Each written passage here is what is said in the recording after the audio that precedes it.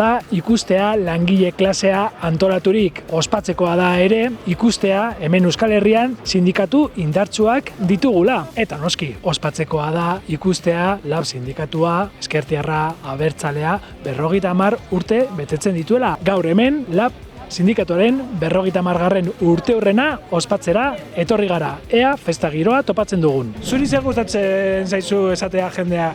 Veteranoa edo historikoa? Veteranoa. Veteranoa, bale. Bueno, hemen veterano asko ikusten ditugu, 50 urte bete ditu LABek. Pensatzen dut baiet. Hoi eta gero bertxaletik gaurko gazteak sindikatu ez dute gu bezen bat maitatzen, zeren eta gure denboran beharrezkoa sentitzen zen eta behar zer.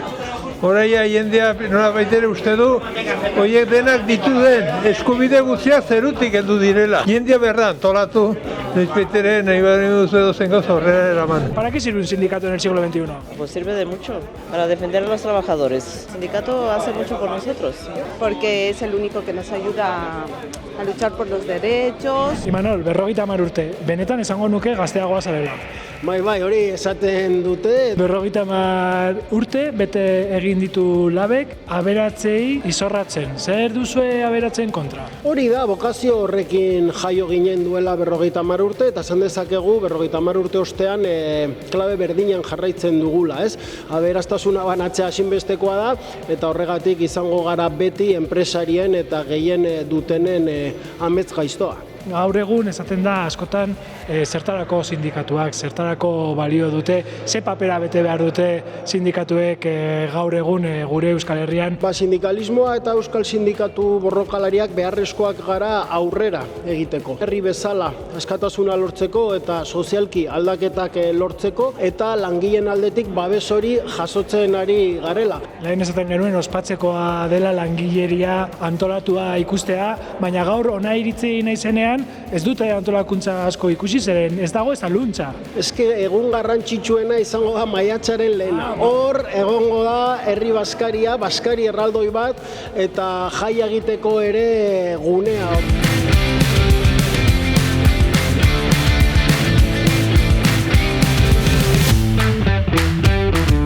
Para mí ha sido un descubrimiento, o sea, siempre he sido muy luchadora, pero estar en el sindicato pues me ha abierto un mundo de verdad totalmente desconocido. Yo creo que el sindicato, bueno, en este caso LAB, es un aliado para un futuro laboral, bueno, pues digno, porque en nuestro caso, por ejemplo, llevamos muchos años luchando por un convenio y todavía no hay signos de que vaya a haber un convenio de residencias. Yo no puedo hablar más de LAB en ningún momento, si no, no estaría en LAB tantos años. A mí no me gustan los demás sindicatos, evidentemente la forma que tienen de trabajar, porque son sindicatos que siempre van unidos a la patronal. Yo siempre me siento súper apoyada, o sea, ante cualquier cosa que te pueda pasar, siempre tienes un asesoramiento, un planteamiento de cómo llevar un problema que te salga en el trabajo.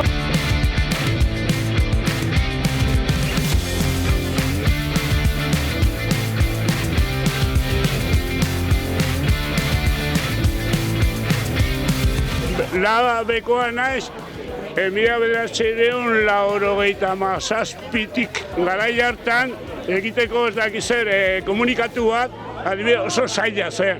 Bakarrik egundenan egoitzan idazkari bat, idazten zuena Olivetin komunikatu bat egiteko, eta Karmele zena, Arbizukoa, eta oso zaila zen bera, libre aurkitzea. Garaiak aldatu dira asko, 50 urte bete ditu LABek, baina esan beharra dago oraindik ere sindikatuak beharrezkoak direla. Horreitzen naiz, sortu zenean LAB, esaten zela, lortzen dugunean helburua, independentziarena, sozialismoarena, desegingo da sindikatua, baina ni uste du geratzen dela nahiko denbora.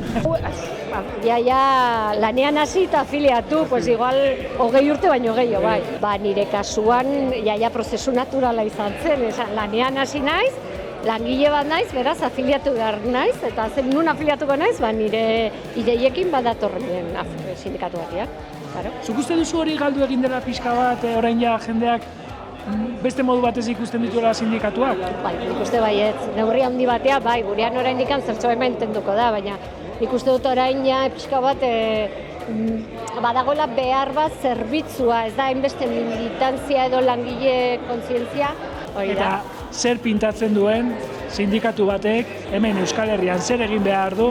Betikoa, borrokatu behar du langileen lan baldintza duinak lortzeko eta jendarte sozialagoa eta hobea egiteko, lehen bezala. Zer mugitzen da sindikatu baten barruan? Zer dago, zeintzuk dira tripak, zer gertatzen da sindikatuetan? Eztabaida asko, lan asko, jendearekin harreman asko eta jendeari arreta asko, ez dela ezin da sindikalismoa egin. Eta zein da sindikatu batek egin behar duen lana, langile klasea laguntzeko edo babesteko edo? Sindikatuak, behintzat labek, egin behar duena lehenengo eta behin da langileriaren ondoan egon, gertu egon, entzun, jendea gertu sentitu eta horren baitan kolektiboki jendea antolatu, erantzun ahalik eta errealena emateko, ahalik eta hobekien erantzuteko dauden beharrei eta hortik aurrera.